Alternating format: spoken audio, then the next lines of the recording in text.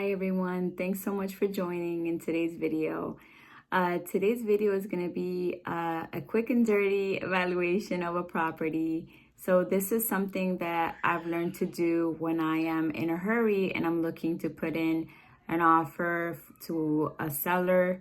If I'm about to call a seller and I want to have a quick idea on what the actual evaluation of the property would be.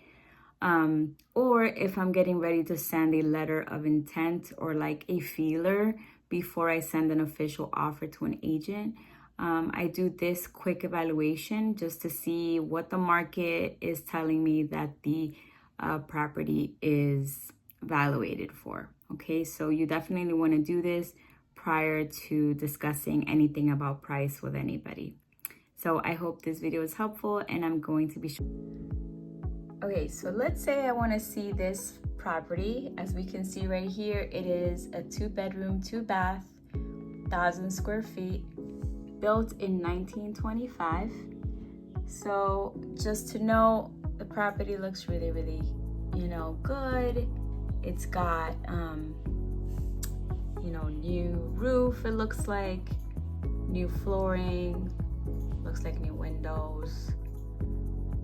New kitchen, very nice tile, backsplash, new bathrooms, new insert.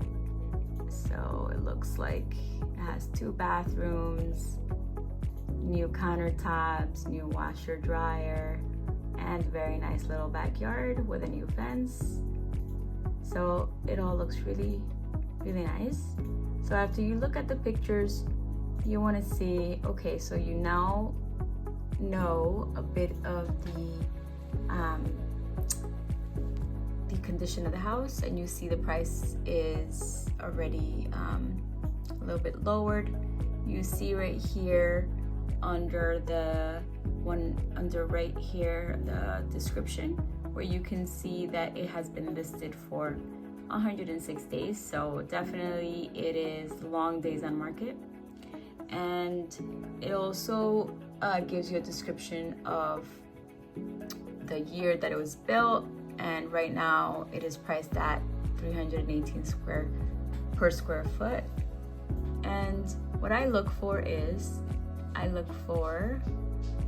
just general information about the condition, like is it sewer, is it central AC, that type of thing. So you will find it under facts and features. As you can see, it's a 2-bed, 2-bath, and it's full 2 bathrooms, so you just want to make sure of that. And it does say new windows, and it gives you everything else here, and it tells you the appliances and everything. Central air, it also has obviously the appliances here. More importantly, what you want to look at is the total square footage that will come to be really important, as well as what I look for here is, again, your bill, and obviously the property was just remodeled in a major way right here. Now we see the utilities. So it is public sewer and public water. It all depends on your what you'd like to do. Some people don't buy if it's not sewer, if it's septic. I've had both public sewer and septic. Obviously, depending on your strategy, you definitely want to question if there is a septic here.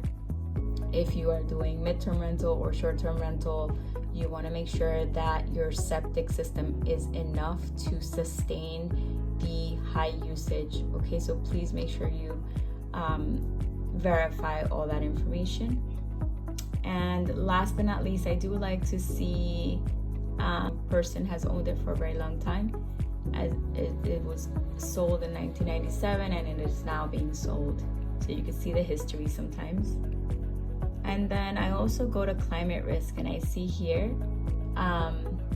that it is a high flood factor, so that might be something you want to consider when you are looking to put an offer on the property, because if you keep it, if it's a buy and hold, you want to consider that important because of the insurance price. Okay, so going back to the top, now I'm gonna go back to my search bar and I'm going to change, instead of saying for sale right here, I'm going to change the drop down to sold. And I want to see any property that is at least two bedroom, 1.5 bath. I'm not gonna put exact, just in case, not to narrow. And then last but not least, I want to change the square footage. As we saw, the property that we are trying to underwrite, it was 1,004 square feet. So you usually want to ballpark anywhere between 250 square feet to 300 max, both ways. So I'm gonna do 750, so that's 250 square feet below, and then I'm gonna go to 1250. Okay, usually you do want to see, you might want to do plus or minus 10 years from the year built, 1925, but I'm not going to do that for this one because I do not think that it's going to have too much. And then last but not least, I want to go to sold in the last 90 days. You want to keep it really tight. If you need to expand later on, you can, but that's pretty much the filters that I use. And as you can see, the property that we were looking at was right here. So we do have 2 hits. The only thing is that this might be a major road, so you want to keep that in mind when you are underwriting, when you are evaluating. So just we can pull up to see what's going on with this one. This one is a 3-bed, 2-bath.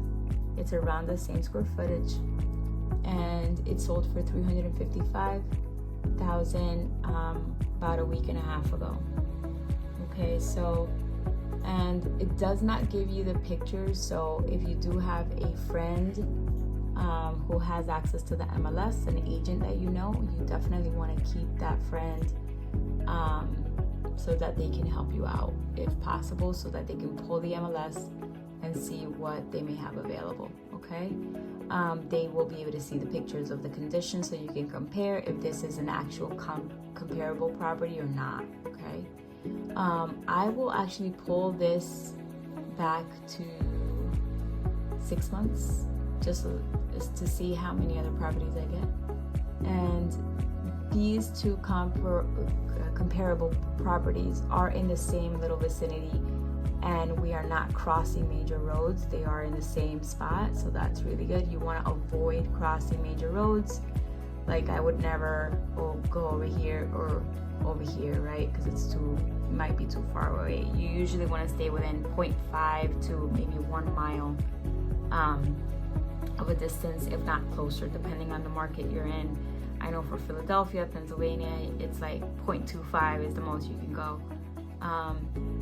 So let's check this out. This one is a 4-bedroom, 2-bath for $362, same square footage, but you also want to take a look at, is it the same type of property? Like this one looks like a multi-family, 2 floors, etc.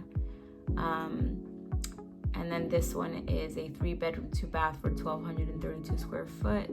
Sold maybe 6 months ago for $342,000. And you can basically just take a look if you're not really too confident on the property. You can sometimes get a really good feel for the condition of the property. Sometimes it'll say like it's a fixer-upper, you know, this specific one is a multifamily, so this is not really a comparable, but you know, those are the things that I look for. Year built, does it have the same cooling, does it have, you know, similar utilities? And I'm sorry to hear my kids in the background. But yeah, so that's definitely some of the things that I look for. Again, you want to look at square footage.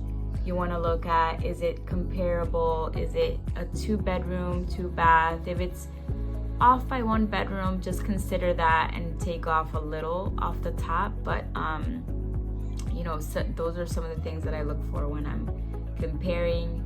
And you know, after you find a few of them, maybe 3 to 4 of those properties, you want to definitely look at the square footage that they're being sold for. So as you can see from the original property that we were looking at, it was being sold, or it was listed for $318 a square foot.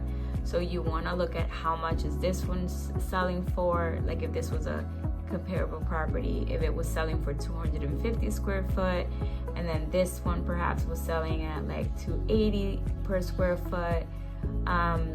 You want to add, you know, all the comparable properties you have, and then you want to get the average of all of that, and then that is the number. So let's say the average was $275 a square foot, then you would multiply that by your original square foot, which was 1,004, and that would be your actual value. Okay, so for this one it would be 1,004, and let's get the calculator out. So it would be 1,000 square foot times 275. So that would be the actual ARV, you know, for this area at this time within the last 90 days. So just so you have an idea of what it would be appraised for. Okay, so I hope that's helpful, and please like and subscribe. Thank you.